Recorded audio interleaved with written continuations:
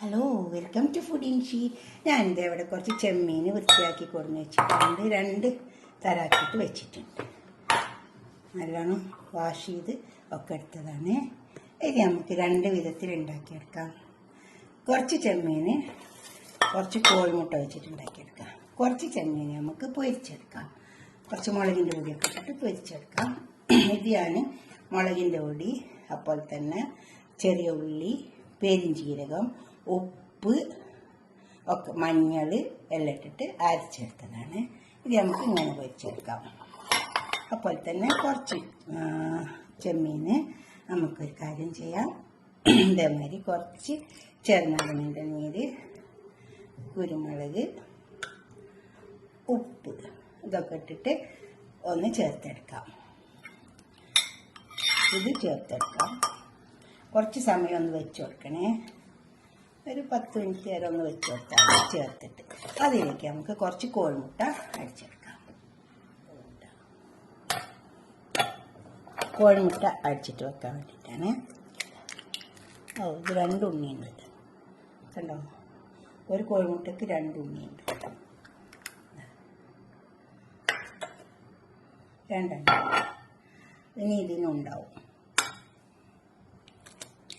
അപ്പോൾ 4 ഉണ്ണി ഇട്ടിട്ടുണ്ട്. ഉണ്ടോ, 2 മുട്ട എടുത്തിട്ടുള്ളൂ, അതിന് 4 ഉണ്ണിയുണ്ട് കണ്ടോ.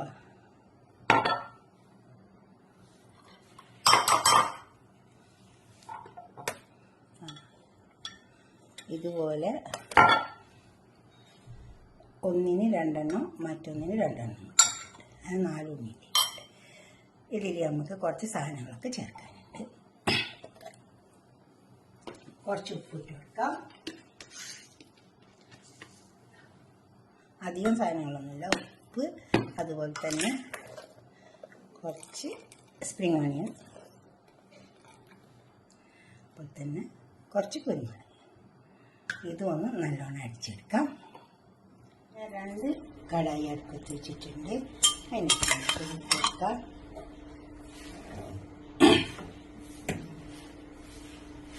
അപ്പം ഞാൻ 2 കടായി അടുപ്പത്ത് വെച്ചിട്ടുണ്ട്. ഇത് കുരുമുളക് വരട്ടിയതാണ്.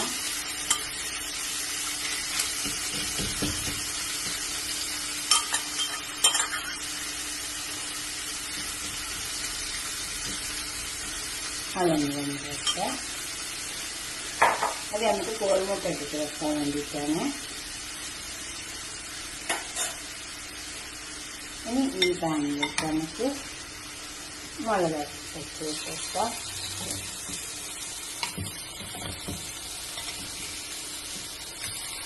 ഇതേപോലെയൊക്കെ ചെമ്മീനൊക്കെ കിട്ടിയൊന്ന് ഉണ്ടാക്കി വെക്കുക.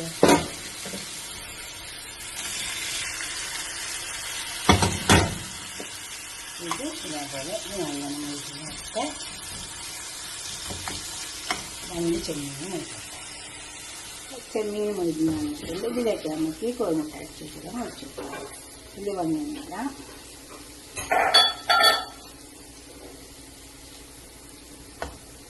ഈ കോഴിമുട്ട ഇതിൽ കിടന്നതാവട്ടെ. അതുപോലെ തന്നെ ഈ ചെമ്മീൻ മുരിഞ്ഞ് വന്നിട്ടുണ്ട്. ഇത് വെച്ച ചെമ്മീൻ അത് മുരിഞ്ഞു.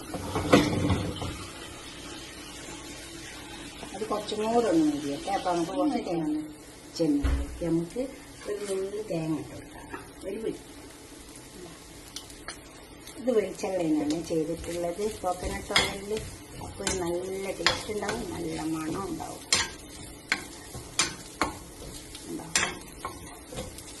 കുറച്ചും കൂടി തേങ്ങയൊക്കെ ഒന്നുകൂടെ നോക്കി വന്നാൽ നല്ല ടേസ്റ്റ് ഉണ്ടാവും. കുറച്ചും കൂടെ വെളിച്ചെണ്ണ വെച്ചു കൊടുക്കാം.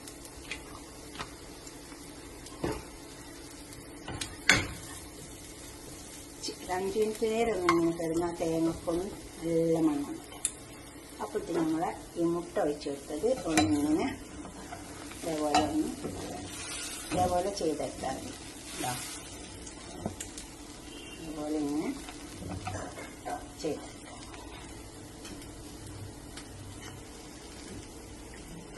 ഇതേപോലെ ഇങ്ങനെ ചെയ്തെടുക്കാം.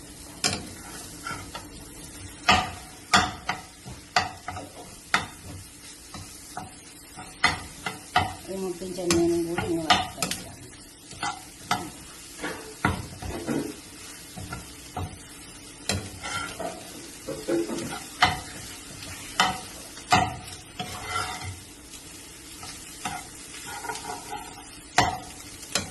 ഇതുപോലൊക്കെ ഒന്ന് ചെയ്താക്കി ചെമ്മീനൊക്കെ കിട്ടിയാൽ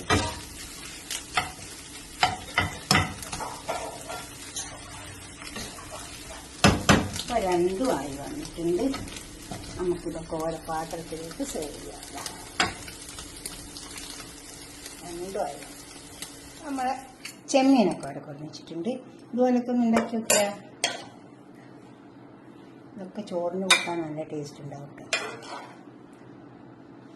എഗ്ഗ് വെച്ചിട്ട് ചെമ്മീൻ ഉണ്ടാക്കിയാൽ നല്ല ടേസ്റ്റാണ്.